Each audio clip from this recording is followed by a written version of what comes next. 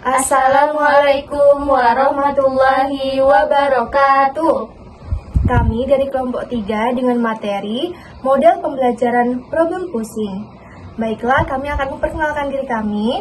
Perkenalkan, nama saya Farah Andriani dengan NIM 123100074. Dan saya Putri Wahyu Safia dengan NIM 123100084. Baiklah, langsung saja ke materinya. Pengertian model pembelajaran problem pusing.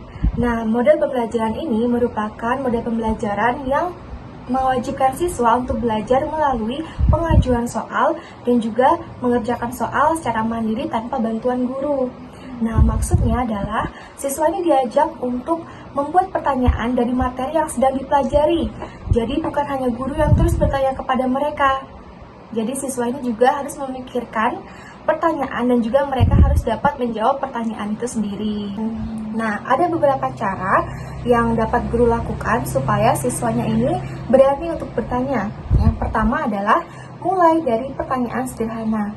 Jadi setelah guru selesai menjelaskan materi, jangan langsung menyuruh mereka untuk bertanya, tetapi bimbing mereka dengan misalkan guru bertanya terlebih dahulu, apakah anak-anak sudah paham dengan materi yang sudah ibu sampaikan, ataupun bisa juga dengan bertanya, apakah ada yang belum anak-anak pahami dari materi ini, seperti itu.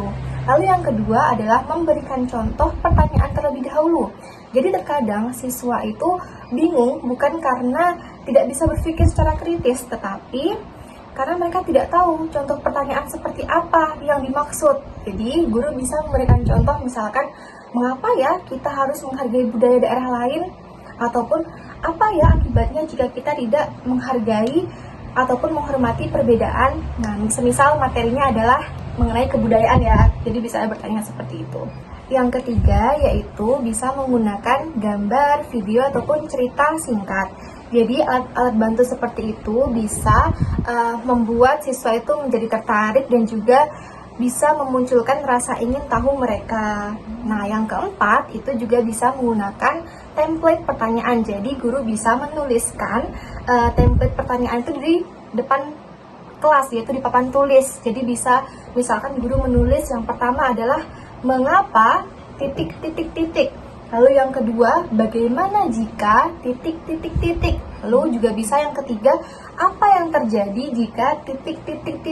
Nah, titik tersebut itu bisa mereka isi dengan pertanyaan yang emang mereka ingin ajukan. Lalu yang kelima adalah memberikan pujian yang positif dan juga respon yang positif. Jadi ketika siswa yang sudah berani bertanya itu diberikan respon yang positif, maka itu akan mendorong teman-teman lain untuk juga ikut bertanya atau mengajukan pertanyaan seperti itu. Nah, jadi untuk penerapan di dalam pembelajaran PPKN, misalnya nih dari kelas 5. Nah, kita ambil materi keberagaman suku dan budaya di Indonesia. Nah, yang pertama itu guru mulai menjelaskan materi yang akan dipelajari hari itu. Yaitu kan materinya tentang keberagaman suku dan budaya kan.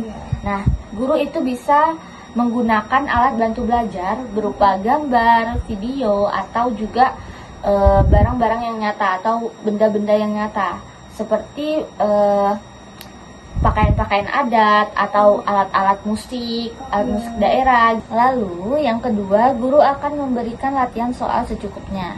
Nah, dengan tujuan guru itu bisa mengukur pemahaman dari setiap individu siswanya.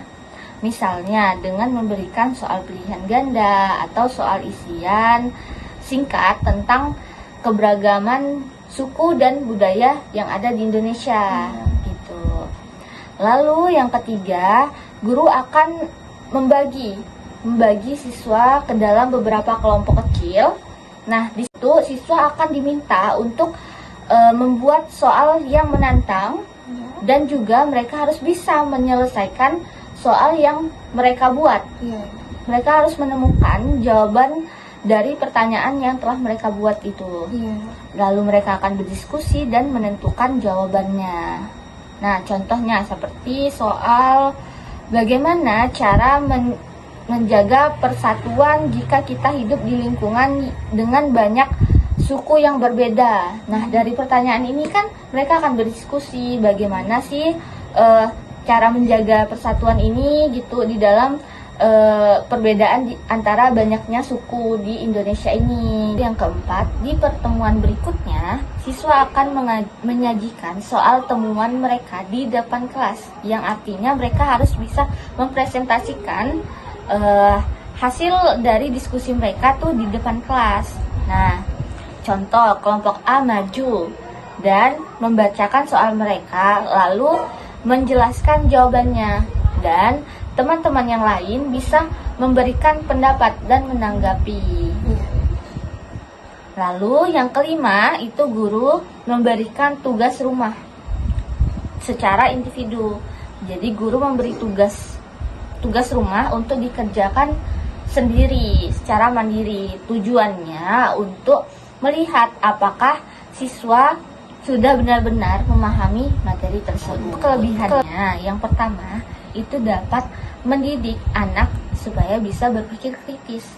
Lalu yang kedua itu siswa aktif dalam pembelajaran. Yang ketiga, belajar menganalisis suatu masalah. Jadi siswa itu bisa belajar menganalisis suatu masalah. Nah, yang keempat, mendidik anak supaya bisa percaya pada diri sendiri. Itu kelebihannya. Sedangkan kekurangannya, yang pertama itu memerlukan waktu yang cukup banyak. Karena dia ada diskusi, juga ada tanya jawab, berikan pengerjaan soal juga ya. Pengerjaan soal, juga memberikan pendapat dan lain-lain gitu kan. Nah, juga yang kedua tidak bisa digunakan di kelas yang rendah. Karena ini kan problem posting kan tujuannya untuk supaya anak bisa diajak berpikir kritis, berpikir secara mandiri. Kan mereka harus berdiskusi ya, sedangkan untuk anak-anak yang kelas rendah tuh masih sukanya bermain. Bermain gitu kan. Nah, yang ketiga, yang terakhir itu tidak semua siswa terampil bertanya. Baiklah, itu adalah materi yang dapat kami sampaikan mengenai model pembelajaran problem pusing. Semoga apa yang kami sampaikan bisa bermanfaat, dan juga untuk kurang dan lebihnya kami mohon maaf. Sekian, wassalamualaikum warahmatullahi wabarakatuh. Bye-bye.